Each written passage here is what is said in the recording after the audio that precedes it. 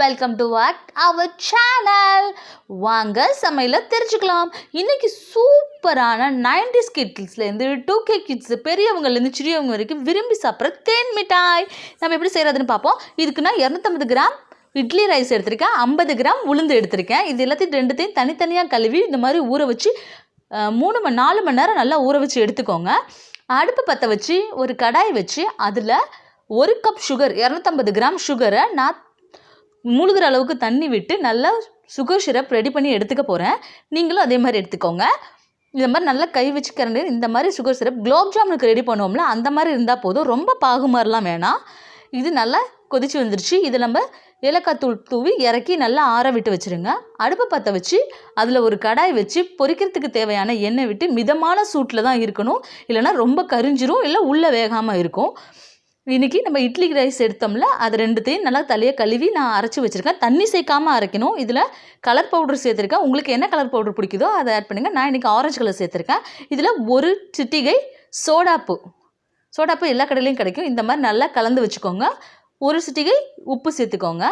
1 ஸ்பூனால் 1/2 spoon மிதமான சூட்டில் இருக்க எண்ணெயில் இதை எடுத்து போடுங்க. போட்ட உடனே நல்லா புசு புசுன்னு ஃப்ளஃபியாக வந்துடும்.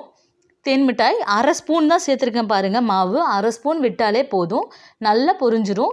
இது ஒரு 2 நிமிஷம் நல்லா எண்ணெயில் இதாக போஇருந்தால் போதும். நல்ல சூப்பராக கிறிஸ்பியாக வந்துடும். ஒட்டிருச்சேன்னு கவலைப்படாதீங்க. காஞ்ச உடனே நல்லா ஆறின உடனே நல்லா பிரிச்சுக்கலாம். முறுன்னு சூப்பராக ரெடி ஆகிடுச்சு. இப்போ மிச்ச மாவையும் போட்டு அந்த மாதிரி எடுத்துக்கலாம். நான் ஏற்கனவே சுகர் சிரப் செஞ்சு ஆற வச்சு வச்சுருக்கேன். இதில் நம்ம பொரிச்சு எடுத்ததெல்லாம் ஒட்டி இருந்ததெல்லாம் தனித்தனியாக பிரித்து எடுத்துக்கலாம். எடுத்துட்டு இந்த சுகர் சிரப்பில் கரெக்டாக 2 மணி நேரம் நல்லா ஊற விட்டுருங்க. ஊற விட்டுட்டா சூப்பராக தித்திக்கிற ஹனி கேண்டி நமக்கு கிடைச்சிரும். தேன் மிட்டாய் அப்படின்னு சொன்னாலே நாக்கில் எச்சு ஊறுங்க. அந்த அளவுக்கு வீட்டிலே இனிமேல் தேன் மிட்டாய் செய்யலாம். இப்போ பல கடைகளில் கிடைக்கிறதில்ல, இன்னும் ஒரு சில கடைகளில் மட்டும்தான், அதுவும் பெட்டி கடைகளில் மட்டும்தான் தேன் மிட்டாய் இருக்குது.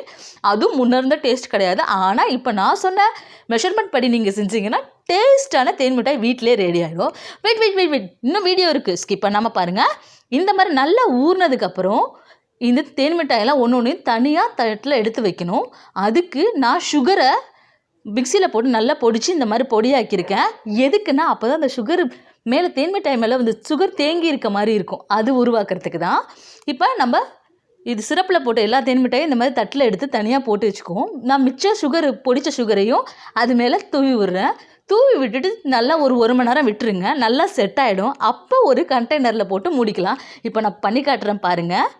அவ்வளோ கிறிஸ்பியாகவும் இருக்கும். இப்படியே உடச்சா அதுலேருந்து ஜூஸ் இப்படியே வெளியில் வரும்.